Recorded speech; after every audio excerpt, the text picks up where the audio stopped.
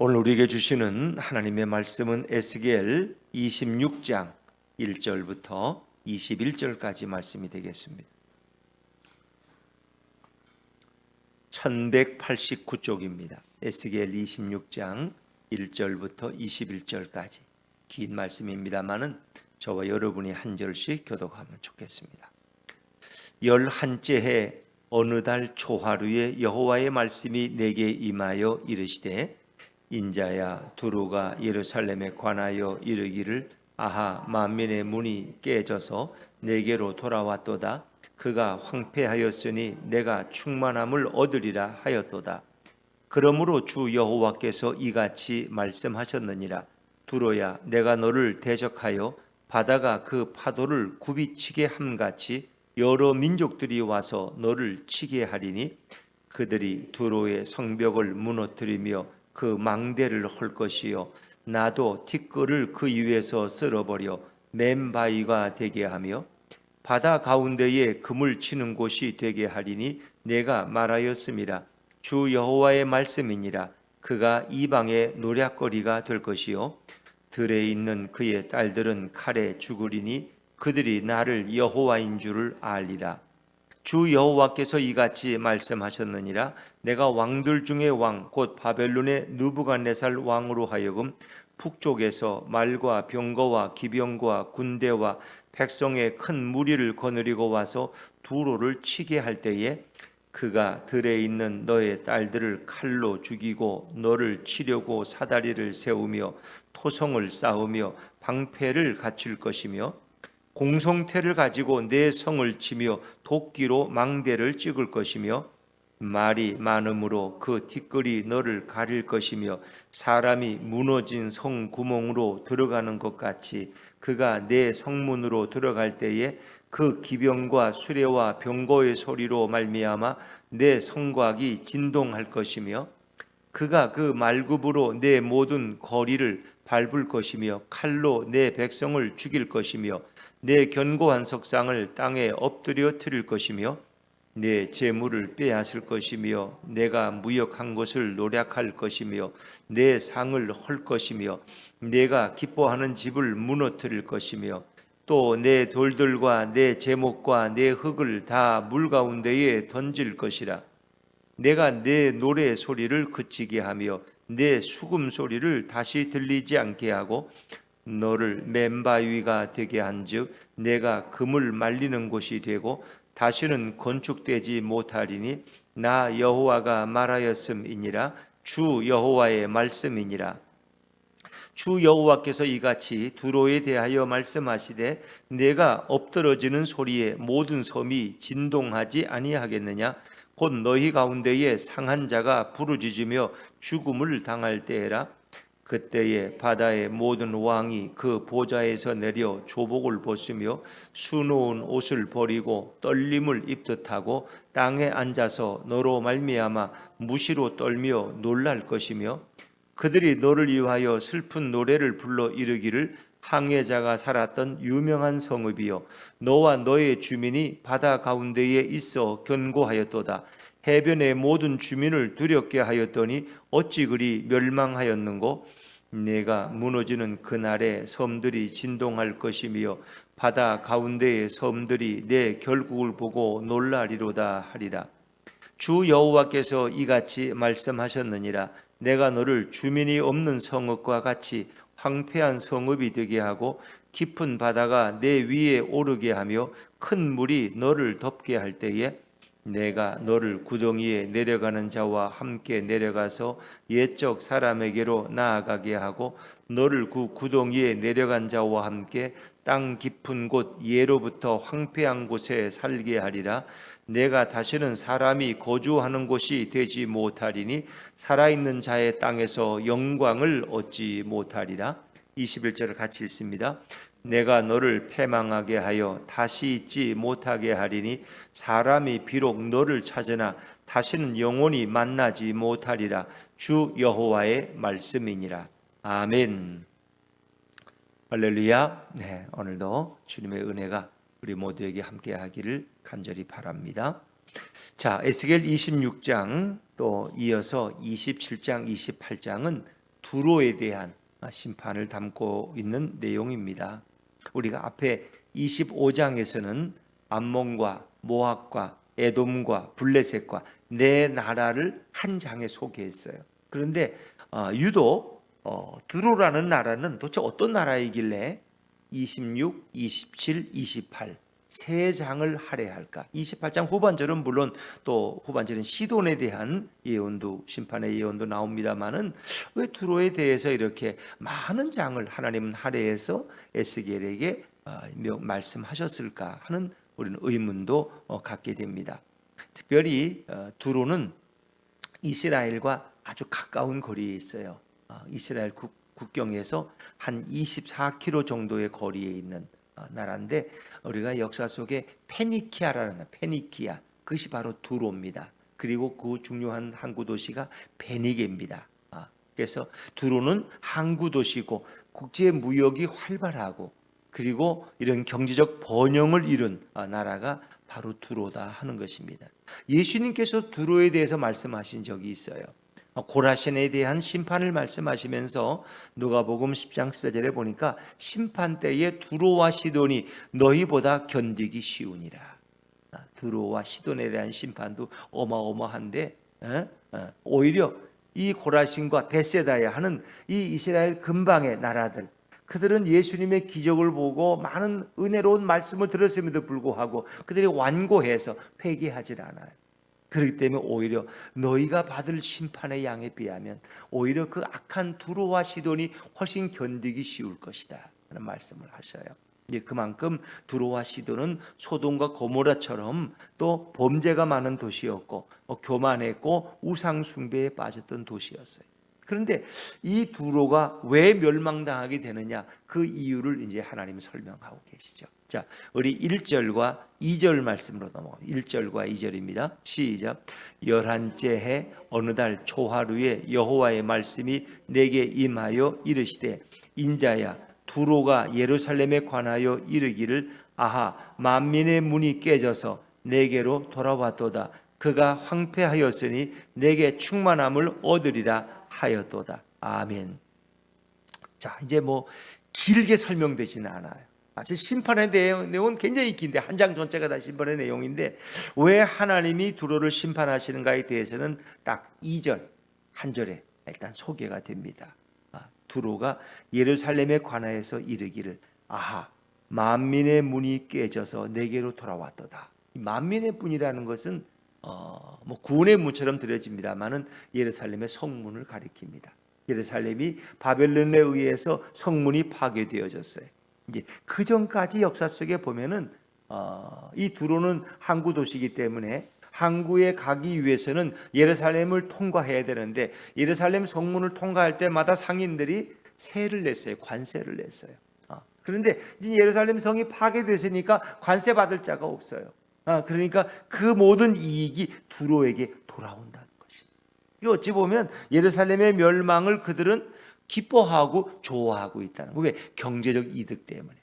그래서 오늘 성경에도 아하 하는 말, 아하라는 말은 좋아한다는 의미예요. 좋아. 예루살렘의 그 성문이 파괴되어서 이제는 내가 관세를 내지 않아도 되고 모든 이익이 내게 돌아왔다는 걸 좋아한다는 거죠. 또 그 나라가 황폐하였으니 내가 충만함을 얻으리라. 이제 예루살렘이 멸망당했으니까 오히려 우리가 더 많은 부요함을 얻게 될 것이다. 그런 말씀으로 읽으면 됩니다. 하여튼 이 예루살렘과의 관계 속에서 그들이 잘못되고 고난을 당할 때 두로는 기뻐하고 좋아하고 그들은 손뼉을 치는 그런 상황이에요. 이것이 두로에 대한 심판의 첫 번째 이유예요. 그러니까 오랫동안 두로와 예루살렘은, 이스라엘은, 유다는 이렇게 교제하던 나라예요. 어떤 역사적인 배경을 가지고 있느냐 하면은 솔로몬이 성전을 건축할 때 그 모든 좋은 나무들을 두로의 히람을 통해서 가져왔다는 거예요. 멀리 있는 좋은 재료들을 그 항구 도시를 통해서 다 이렇게 수급을 했어요. 그러니까 그 히람과도 굉장히 친근한 관계에 있던 나라가 바로 두로예요. 두로. 그리고 또 한 가지 역사 속에 두로의 왕 에발의 딸이 누구냐 하면 아합의 부인 이세벨이에요. 그래서 북이스라엘의 이 모든 우상 숭배의 근원이 된 여인이 이세벨이 바알과 아세라를 가지고 들어온, 그래서 그런 또 역사 속의 관계도 있어요. 그러니까 아합으로 보면은 자기의 부인의 친정의 나라가 두로라는 것입니다. 그래서 늘 역사 속에 같이 공생했던 나라예요. 친구와 같은 관계죠. 솔로몬이 성전을 건축할 때 또 많은 것을 돕기도 했던 나라가 바로 두로의 히람 왕이었어요. 그런데 이 예루살렘의 멸망을 보고 좋아하고 기뻐하는 것을 하나님은 그들의 심판의 이유로 말씀하고 계십니다. 어떤 경제적 이득 때문에, 다른 목적은 없어요. 경제적 이득 때문에 이제 관세를 낼 필요가 없고 그들에게 가던 모든 것이 이제 우리에게 돌아올 수 있다고 그들은 생각해서 그것을 좋아하죠. 물론 그 외에도 이제 이사야서에 보면 두로가 교만했다. 오늘 에스겔은 소개되지 않지만 이사야 23장 9절에 보니까 그들이 국력이 강해지면서 교만하게 돼요. 하나님 앞에 교만하게 됐어요. 또 아모스서 1장 9절에 보니까 이스라엘과의 계약을 파기했다고 나옵니다. 그들에 대한 심판의 이유가, 그러니까 좋을 때는 서로가 윈윈하니까 유익이 되니까 하다가 예루살렘이 어려움에 처했을 때 그들과의 뭔가 계약을, 어떤 무역의 거래에 대한 어떤 계약을 파기한 나라라고 그렇게 설명하죠. 그리고 오늘 에스겔에서는 이스라엘이 망하는 것을 보고 좋아했던 나라가 바로 두로라는 것입니다. 그래서 하나님은 그 심판의 이유로 그것을 설명합니다. 근데 두로가 자랑하는 게 있어요. 두로는 경제적인 부를 기반으로 해서 아주 견고한 군사력과 성곽을 가지고 있었어요. 그래서 그 나라의 군사력은 대단했다. 또 경제적 부유도 또 대단했어요. 그런가 하면 우상 숭배에도 빠지던 나라예요. 이 모든 것이 그들의 의뢰 멸망에 어떤 촉진제가 되었을 것이다 라고 생각할 수 있어요. 자, 우리 3절부터 6절까지는 이제 심판의 상황을 우리에게 설명해 주고 있는데 좀 읽고 넘어가도록 그렇게 하겠습니다. 우리 3절 말씀을 먼저, 3절입니다. 시작. 그러므로 주 여호와께서 이같이 말씀하셨느니라. 두로야, 내가 너를 대적하여 바다가 그 파도를 굽이치게 함같이 여러 민족들이 와서 너를 치게 하리니. 이제 하나님은 두로를 심판하시는데 여러 민족들을 불러들여서 너희를 치게 하는데 마치 파도가 굽이치는 것 같이 여러 민족들이 와서 파도가 치듯이 너희들을 삼켜버릴 것이라. 근데 항구 도시면서도 두로는 특징이 섬나라예요. 섬나라. 그리고 바위 위에 세워진 나라예요. 이제 거기에 대한 표현이 나오죠. 자, 우리 4절과 5절은 같이 읽습니다. 4절과 5절입니다. 시작. 그들이 두로의 성벽을 무너뜨리며 그 망대를 헐 것이요 나도 티끌을 그 위에서 쓸어버려 맨바위가 되게 하며 바다 가운데에 그물 치는 곳이 되게 하리니 내가 말하였음이라. 주 여호와의 말씀이니라. 그가 이방의 노략거리가 될 것이요. 사절에 보니까 두로가 자랑하던 그 성벽이 무너질 것이다. 그러니까 인간이 자랑하는 모든 것들은 다 하나님의 심판 앞에서는 다 쉽게 무너져 버려요. 그들이 자랑하던 그 위용의 망대도 하나님이 헐어버릴 거예요. 그 티끌을 쓸어버렸다는 얘기는 뭐예요? 그 바위 위에, 섬 위에 세워진 모든 건물들을 다 쓸어버려요. 그러니까 이제는 맨바위가 드러난다. 왜? 두로 자체가 이런 안반 위에, 바위 위에 세워진 섬 도시예요. 항구 도시고. 그렇기 때문에 그 건물을 다 무너뜨리면 맨바위가 나온다는 거예요. 그래서 맨바위가 되게 한다. 그런 거죠. 또 5절에 보니까 바다 가운데에 그물 치는 곳이 되게 하리니. 그러니까 그렇게 유명한 수많은 나라의 선박이 늘 몰려 있고 많은 어떤 국제적인 무역의 중심에 서 있던 그곳이 이제는 다 휩쓸려 나가고 이제는 몇 명의 어부가 그물 치는 곳이 되어버릴 것이다. 한가하게 앉아서 이제는 그물 치고 고기 잡는 그런 곳이, 한적한 곳이 되게 하겠다. 그리고 그 유명했던 이런 국제 무역의 중심지가 이방의 노략거리가 될 것이다. 6절에 보니까 들에 있는 그의 딸들은 칼에 죽으리니 그들이 나를 여호와인 줄을 알 것이다. 이제 하나님이 직접 심판하시겠다는 말씀하셨는데 이제 그 심판은 누구를 통해서? 바벨론을 통해서 그 심판이 이루어지죠. 자, 우리 7절 말씀을 7절입니다. 7절 시작. 주 여호와께서 이같이 말씀하셨느니라. 내가 왕들 중에 왕 곧 바벨론의 느부갓네살 왕으로 하여금 북쪽에서 말과 병거와 기병과 군대와 백성의 큰 무리를 거느리고 와서 두로를 치게 할 때, 바벨론의 말과 병거와 기병과 군대와 백성의 큰 무리, 이 어마어마한 군사력이라는 걸 우리가 쉽게 알 수 있죠. 두로를 근데 두로 자체가 얼마나 견고한 성읍이고 얼마나 많은 무장을 가지고 있었는지, 군사력을 가지고 있는지, 바벨론이 무려 13년 동안 두로를 공격했다. 역사 속에 보면. 그래서 일부는 점령했지만 완전히 점령하지 못할 정도로 아주 견고한 성읍을 세운 나라예요. 그러나 그 나라도 결국 하나님의 심판 앞에 무너진다는 거죠. 8절과 9절을 제가 했습니다. 그가 들에 있는 너의 딸들을 칼로 죽이고 너를 치려고 사다리를 세우며 토성을 쌓으며 방패를 갖출 것이며 공성태를 가지고 내 성을 치며 도끼로 망대를 찍을 것이며. 이 딸이라는 표현은 아마 두로에 속한 많은 그런 화려한 도시들을 가리키겠죠.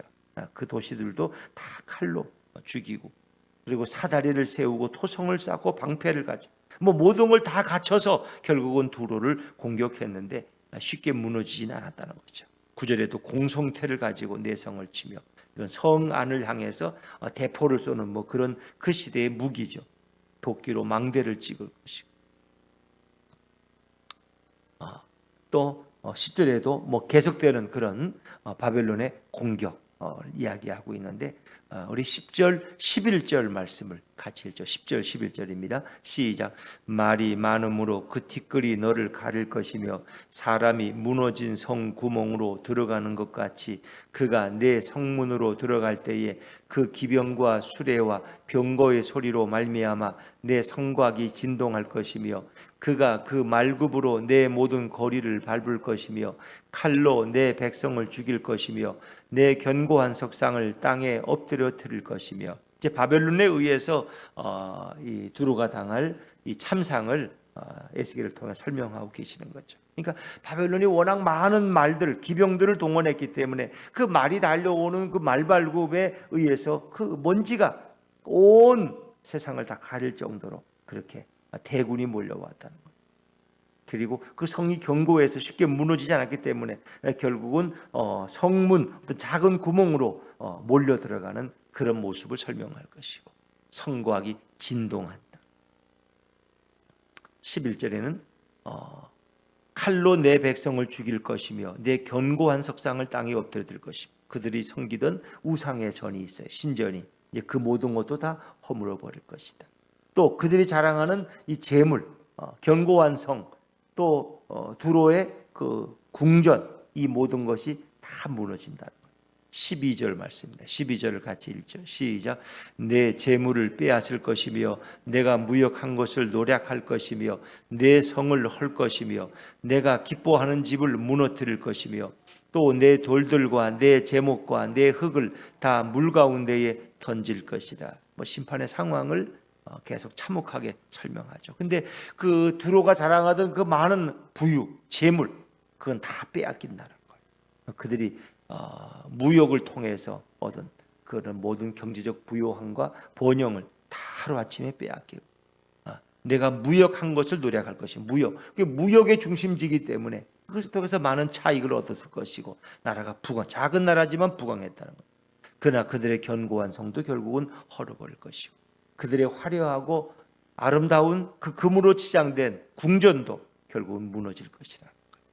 모든 것이 다 바다 가운데 던져질 것이라고 이야기하고, 13절에는 이제 그 노래소리, 늘 경제적 부유가 오니까 늘 이렇게 음악이 있고 술 취함이 있고 이런 어떤 쾌락이 있었던 도시였겠죠.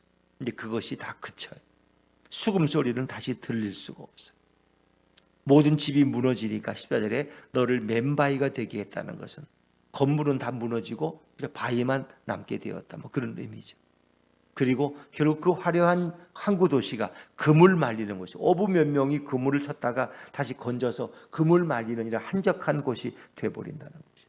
다시는 그렇게 예전의 영화를 회복하지 못하고 다시 건축되지 못한다는 거예요. 이 모든 것은 여호와의 말씀이다.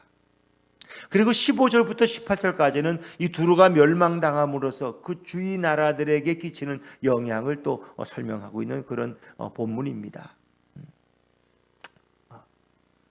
우리 17절 말씀으로 건너뛰어서 17절 말씀을 읽어봐. 17절입니다. 시작. 그들이 너를 위하여 슬픈 노래를 불러 이르기를 항해자가 살았던 유명한 성읍이여 너와 너의 주민이 바다 가운데 있어 견고하였도다.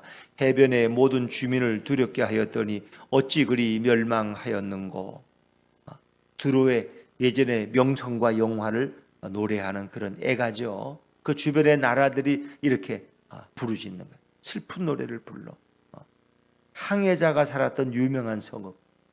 그러니까 온 세계를 그 배를 끌고 드나들던 그런 두루라는 나라였어. 유명한 성읍이었어. 세계 그 시대에 이미 유명한 성읍. 베니키아, 베니게. 이것은 뭐 소설에도 많이 등장하는 그런 이름 아닙니까? 베니키아, 베니게. 그렇죠? 그런데 너와 너의 주민이 바다 가운데에서 견고했도다. 이 바위 위에 섬 위에 세워진 성읍이기 때문에 누구도 함부로 해칠 수가 없는 그런 견고한 성읍이었어요. 근데 그것도 결국은 무너져 버리고 말았다. 그래서 해변의 모든 주민이 두려워 떨게 되고 그들의 멸망에 대해서 안타까워하는 이제 그런 그 이웃 나라들의 반응을 또 성경은 싣고 있어요. 또 그것만 아니죠. 18절 말씀을 18절입니다. 내가 무너지는 그날에 섬들이 진동할 것이며 바다 가운데의 섬들이 내 결국을 보고 놀라리로다 하리라. 두로의 멸망을 보고 주위의 많은 섬들이 진동하듯이 두려움에 떨고 그들의 결말을 보고 놀라리로다. 어찌 보면 이 모든 두로의 멸망은 이제 우리가 이방 나라에 대해서 멸망이 7나라가 소개되고 있는데 26절부터 32절까지 7나라가 소개되는데 이건 대표적인 거죠.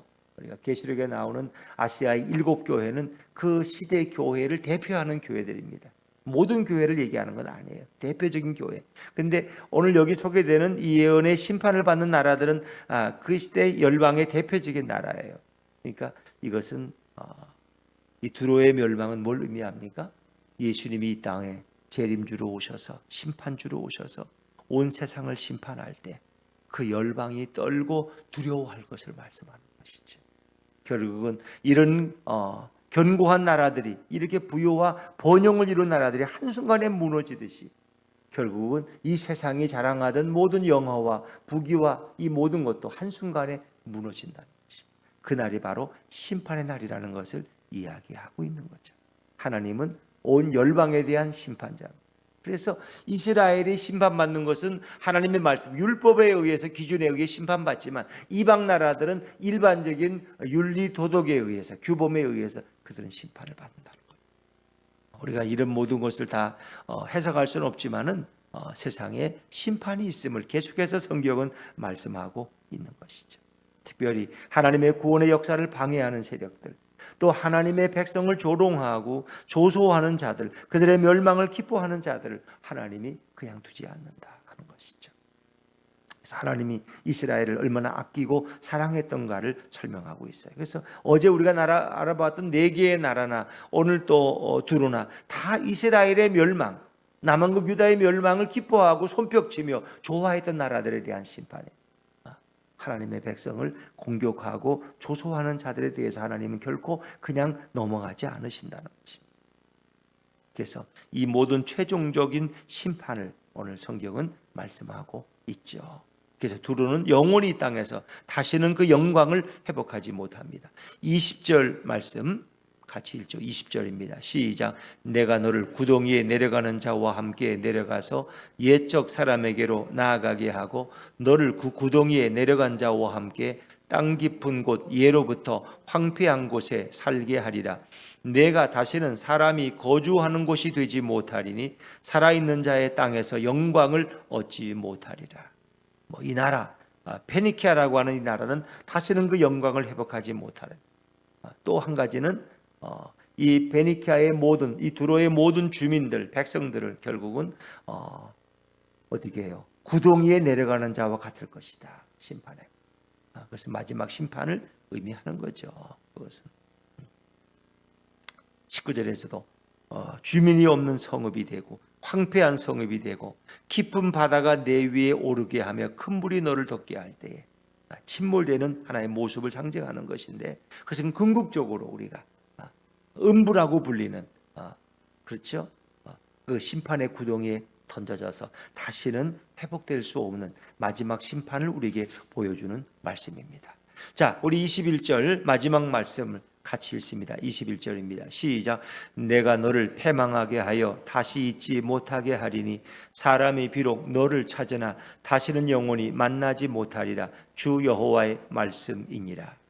너를 패망하게 하여 다시는 이 땅에 존재하지 못하게 할 것이다. 특별히 이 두로에 대한 역사를 보면은 솔로몬의 성전 건축을 두로의 히람 왕이 아주 기쁘게 기꺼이 도와주고 그 모든 물자를 공급할 때, 예루살렘을 도왔을 때 그들도 번영했습니다. 그러나 그들이 예루살렘의 멸망을 보고 기뻐하고 손뼉칠 때 결국 그들에게도 심판이 임하고 그 나라도 쇠하게 되었다는 것이죠. 어찌 보면은 열방의 역사는 예루살렘을 중심으로 이루어졌어요. 예루살렘을 중심으로. 하나님은 그 예루살렘을 귀히 여기시고 이스라엘을 정말 눈동자같이 아끼셨다는 거죠. 오늘도 하나님의 마음은 바로 하나님 예수 그리스도를 믿는 백성들 속에 있습니다. 백성들에게 관심을 가지고 그들을 보호하고 계십니다. 그래서 우리는 하나님의 사랑이, 예수 그리스도의 사랑이 얼마나 큰 것인가를 생각하면서 우리가 오늘도 주님을 잘 믿고 섬기는 것이 얼마나 아름다운 일인가를 또 한번 생각하게 됩니다. 그러나 예수를 알지 못하는 것은 얼마나 불행한 일이냐. 그들의 교만, 또 그들의 우상 숭배, 그들의 물질적인 번영, 이 모든 것이 오히려 심판의 더 큰 원인이 될 수 있다는 것입니다. 예수가 없는 물질, 예수가 없는 성공, 예수가 없는 번영과 예수가 없는 교만이 얼마나 위험한 것인가를 성경은 또 우리에게 경고해 주고 있습니다. 이런 지나간 역사 속에 이런 경고로 끝나는 것이 아니라 이것은 오늘 우리들에 대한 경고입니다. 미국이 번영했지만 어떻게 합니까? 거기에 이렇게 토네이도라고 하는 이 엄청난 이런 태풍 같은 이런 강한 것이 몰려올 때 그 수백 채의 집들이 그냥 바람 앞에 종이짝처럼 날아가 버리고, 자동차가 날아가, 집에 지붕이 뜯겨버리고, 예전에 그 토네이도가 한번 지나갈 때 무려 한 1,400명 정도가 다 생명을 잃은 일이었다. 아무리 경제적 번영을 자랑하는 나라지만 이 자연의 재앙 앞에 당할 자는 없어요. 그것은 바로 하나님이 그 역사의 통치자시고 하나님이 역사의 심판자임을 우리에게 말씀해 주고 있습니다. 오늘 역사를 다스리고 경영하시는 분은 바로 예수 그리스도시고 여호와 하나님이십니다. 오늘 우리는 그것을 고백을 하면서 이제 9월 한 달도 정말 주님의 통치와 다스림 속에서 그 능력 안에 살아가는 우리 모두가 되시기를 주의 이름으로 축원합니다.